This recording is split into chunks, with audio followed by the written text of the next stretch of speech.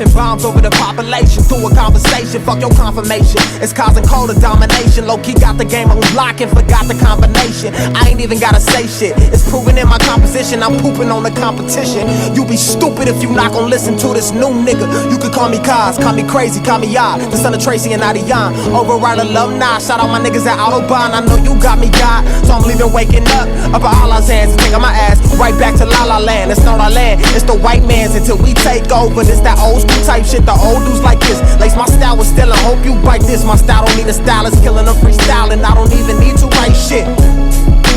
Take a beat and lie it down. I'm talking, nigga, quiet down. You talking while I'm not around. I want to welcome everyone to the TomBombPodcast. I got a huge guest coming on for an interview, Cozz from Dreamville. It was an honor to get in touch with him. He's one of my favorite artists doing it. I've loved him since his first album came out. He was the third artist ever signed to Dreamville.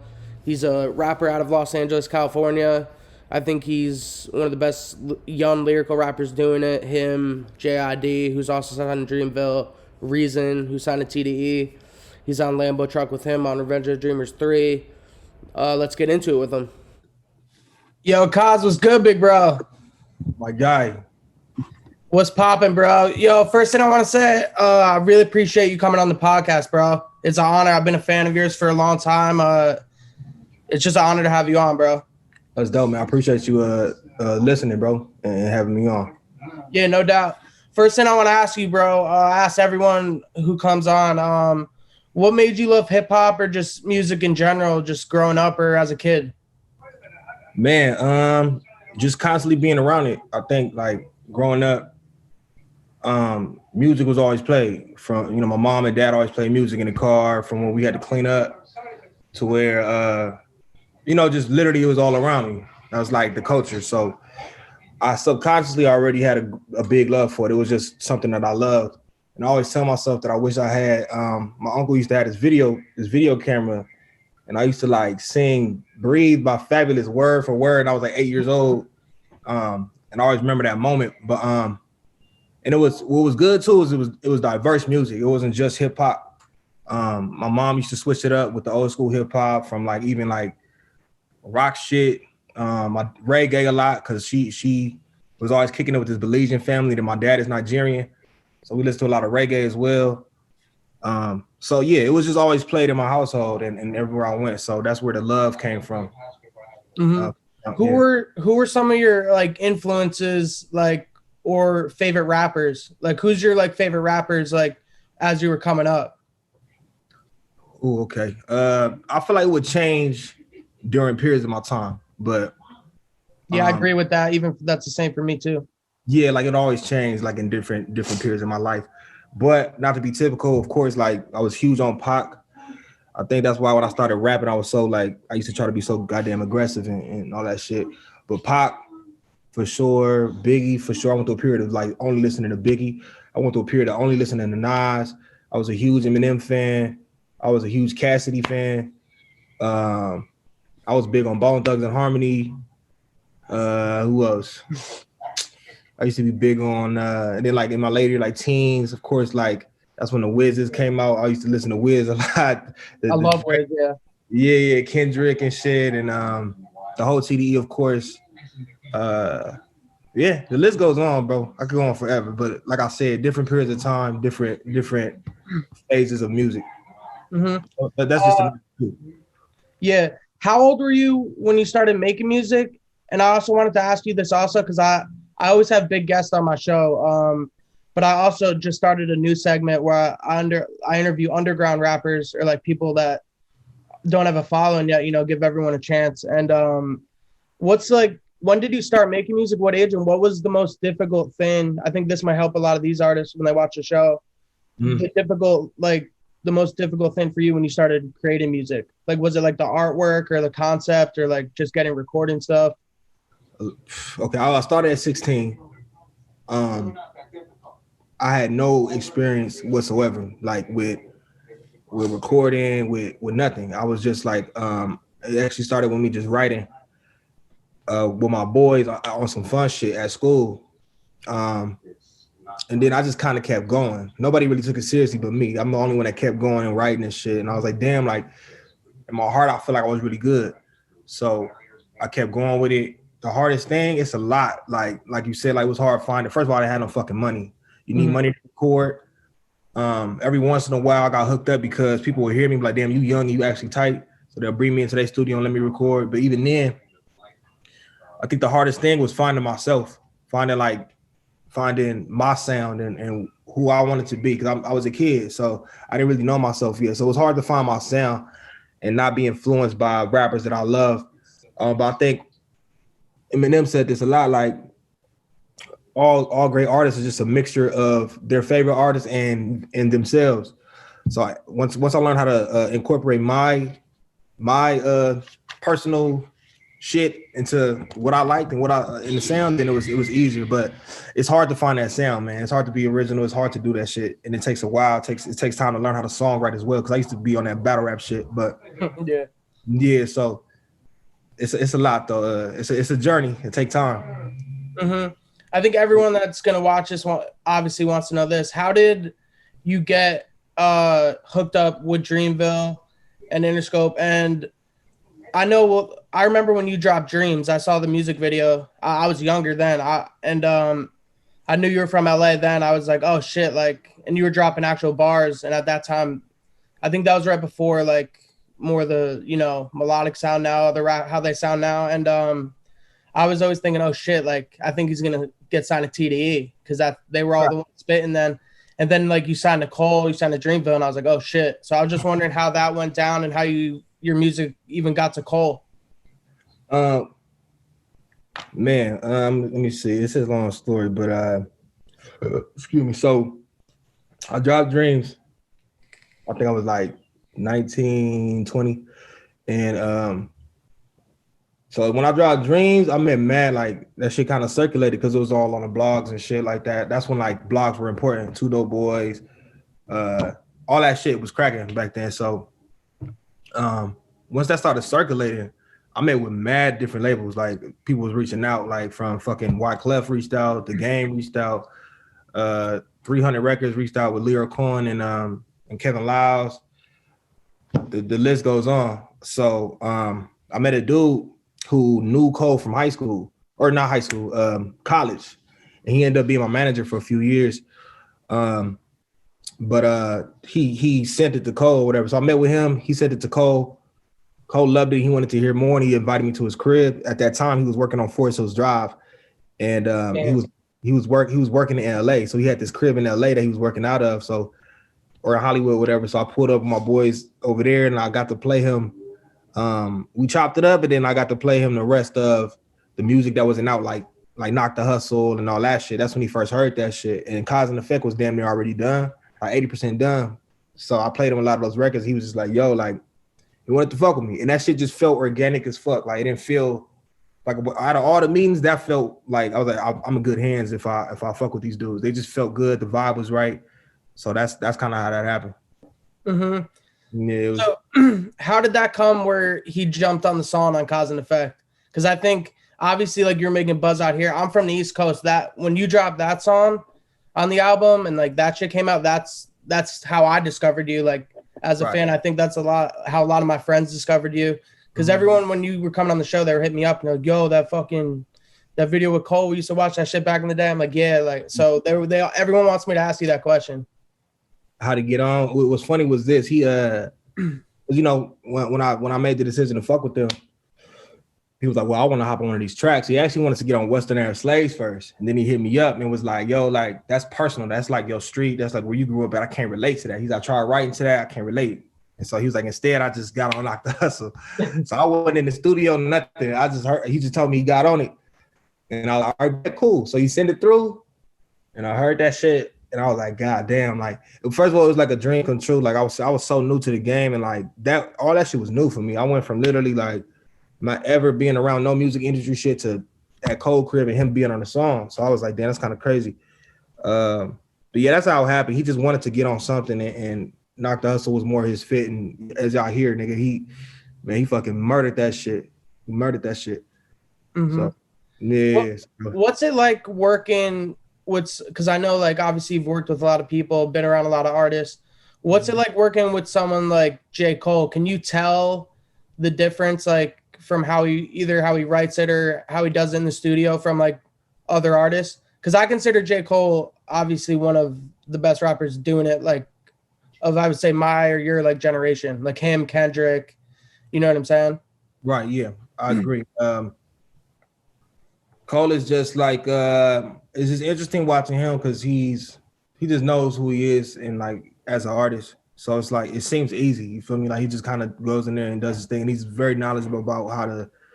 He has his own way. Every artist got their own way though. So it's hard to say like what's the difference because every artist I've worked with do shit in a different way. He's just very technical, man, and he takes his time. I don't know. It's kind of the same shit with Kendrick. Like Kendrick did that hook for me, not the hook, but that ending part on my Affected album on Hustle Story. Such a good song. Yeah, I agree, man. It's sad that we didn't get to do a video and shit for it, but same with Kendrick too, man. I got to watch him sit there for like 30 minutes and him come up with that shit and he knocked it out. It was like, damn, like they just showed me that they're professionals at what they do. They love it. They know what the fuck they're doing. And it took me a long time to get to that point too, kind of double backing on the question about like the hardships of starting as an artist. It took me a while to be comfortable doing shit in the studio, like off rip in front of people. Cause I was like, damn, like I was still kind of finding myself. So now I'm there, but no, yeah, they special for sure. You can see the difference. Yeah. For you, just going off that last question, is for you now, do you have like your own formula or like, is it a certain thing or do you go by beat first or do you go by writing it first? You see, it's kind of like how I treat how I said I got different artists for different times in my life. I do that with how I record too. So some periods I try new shit. I like to challenge myself. I'll do that. Sometimes I'll do the writing, fit it to the beat. Sometimes I'll write to somebody else's beat and then find the original beat for myself. Sometimes I go in there and freestyle, find the flows and the rhythm first, and then go back and write to it. It really just depends on the mood, the day, and how I feel. A lot of the times, I ain't been writing that much, and when I go in the studio, I come up with the craziest shit sometimes if the vibe is right. And then some days I'm at home, and I have this own beat in my head that I don't know where it came from, and these lyrics that just pop up, and I just write a whole fucking song, and I'm like, now I need the perfect beat. You feel me? Yeah. So it depends on the day. I want to ask you about your album Affected. Personally, that's my favorite album of yours. From the intro to the last track. Whenever I play that album, I don't press skip. I want to talk about the song Currency. Love that song. To me, I'll say the same thing about you and Currency. From my perspective as like a fan, there's certain people like I feel like make great music and for some reason I don't know what it is, like I think you guys make better music than some of the people that like are on the Billboard all the time. It's just like I don't know what it is. I mean, maybe just because how I grew up, like I had older brothers playing like real hip-hop and shit. Currency I think is one of like the most consistent for sure great artists of all time, and I think like the same with you, like all your shit's like real so hard. How was it? Did you make the song with Currency or did he just send you a verse? How'd that go down?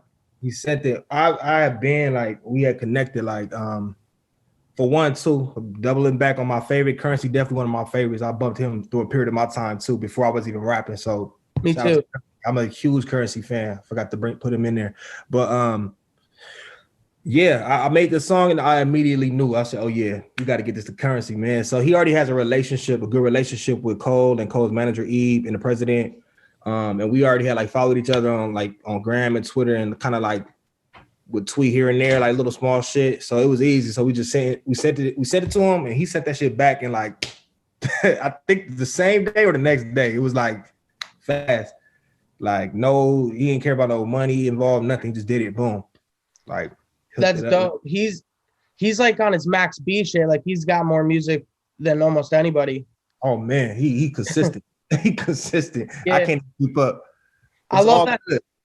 And I could see like how you looked up the Currency too. I saw you were on that project with Roddy and Trademark. I love them. All Jet Life. Yep. Was Kevin Gates was on that song too? Or no? Who? Randomly, it was. I think it was Kevin Gates. Yeah, that's just hard. Yeah, randomly. I was listening to that earlier today. Yeah. See, that was one of them verses I freestyled, and I just kind of fixed up. It was one of them days I was just in the studio, just freestyle, came up with some shit.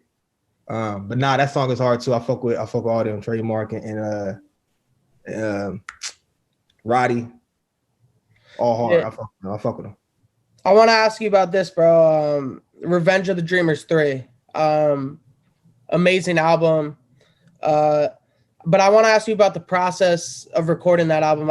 Obviously, I've watched a documentary. How was it, like, through your point of view, going through that with all those artists there, all producers, not a lot of time to make the album? What was your strategy while you're in that those sessions? Were you hopping on as many as you could, or like what were you trying to get done there? Man, I'm gonna tell you something, bro. I was scared, bro. I ain't gonna lie, cause yeah, there's so many people there. I didn't know it was gonna be like that. You feel me? I thought it was gonna be like they didn't give us a heads up. Like Cole called me a couple of times and was like, "Yo, be prepared for this for the camp. Just be prepared. Like, you know how your rap's ready, this, that, and the third." I'm like, whatever, bro. Like, I got this. But he didn't say it was gonna be different artists. He didn't say it was gonna be outside the camp. So first day, nobody was there. It was just literally Dreamville, right? So I'm like, okay, it's gonna be like this, and it's gonna be that. And then boom, next day, all these other artists came through and switching rooms, and I was like, oh my God, like I wasn't prepared. And why I wasn't prepared was I just got off a tour. First of all, I was going through some life shit. And I was kind of like, during that time, I wasn't really into music. I was like on some life shit. Like, so I kind of like fell out of love for a little bit. And I was on tour with Dom Kennedy right before the camp, I was on tour. So I wasn't writing and I wasn't sharpening my skills. So I was kind of ass the first couple of days. I was trash, bro. So I was like getting like nervous, like, oh shit, am I gonna make this fucking album? Like, I was like, but I am an artist and I am a professional. So eventually I picked up and I got in the mode. But yeah, so after like a few days, then I got in the mode of like switching rooms and like not thinking too hard about it and not being like, because like we have to record with like 50, sometimes 30 people in one room if we in a big room, and like there's people rush you like, damn, I'm trying to lay this down. And it was just a lot going on, but it trained me and I think everybody else to just like be on go. So it was good, but a scary thing. Yeah, I could see there being a lot more pressure in that kind of situation, obviously, to drop and, you know, try to drop your best shit there. Did it bring more of competition out of you though? Because the songs that you're on that made the album, Lambo Truck, I'm still bumping that shit every day. Don't Hit Me Right Now, great song. What else are you on? You're on the 1993. 1993. Yeah, 1993. Yeah, I think that's it. But I made a lot more music out there that's actually really, really good just to make the album. But nah, definitely compare. Yeah, I'm a natural competitor, man. Like that's me anyway. But that definitely brought out another side of me trying to do my best for sure. Like I said, I was a little rusty, but eventually I ended up catching up with them boys. So it was cool. How did I need to ask you this, bro? Because I play this song every day. Lambo Truck. How did you and Reason come up with this concept? Obviously the video where Cole's reaction, is that the actual first time he heard that? Yeah. That was the first time we heard it. We knew it was special when we did it. We was like, oh, we gotta well, actually we didn't even tell him to come in. Me and Reason was doing it, and I think Eve came in and heard it, and then he was like, he left the room, and I guess he went to go tell Cole like, yo, they did some crazy shit. Yeah. And Cole came in and we was just playing it, and we played it back for him. He was like, what the fuck? Like but how we came up with it, because Cole was pulling up to the studio in a Lambo truck. You know, nobody else was doing that shit, you feel me? Like we ain't. So I think we was just listening to the beat, me, Reason, and then Kyle, the one that made it. Shout out to Kyle, he do a lot of TV shit. And we was just talking, we got to talking, and then we got to writing. We just started writing first, and then we both kind of like read our raps, and we was like, oh, we can make it about this, you feel me? And then we just turned that concept into the whole song and went back and forth and shit. So yeah, it was fun. That was fun. The video for that shit's great too. I love the ending. Yeah, it's funny. I wish we could have actually got the minute, but you know, we waited too long. If you had him and Top in it, bro, that'd be crazy. It would have been crazy. This is the only thing I'm gonna ask you about the label. I don't know. I'm confused as a fan, and I think a lot of people not confused, but I just have the question: is Dreamville like more ran like a TDE, as in like their artists, or do you get what I'm saying? Like TDE, like they have the seasons, like Schoolboy will drop, then it goes to him, like No, then it'll go to Kendrick, someone else. Like I'm not at just all. wondering because I feel like Cozz hasn't dropped in a minute, you haven't dropped in a minute. Yeah. That's not how it's run, no, at all. My I'm reason. not saying that's a bad thing either. I don't think what TDE does is bad.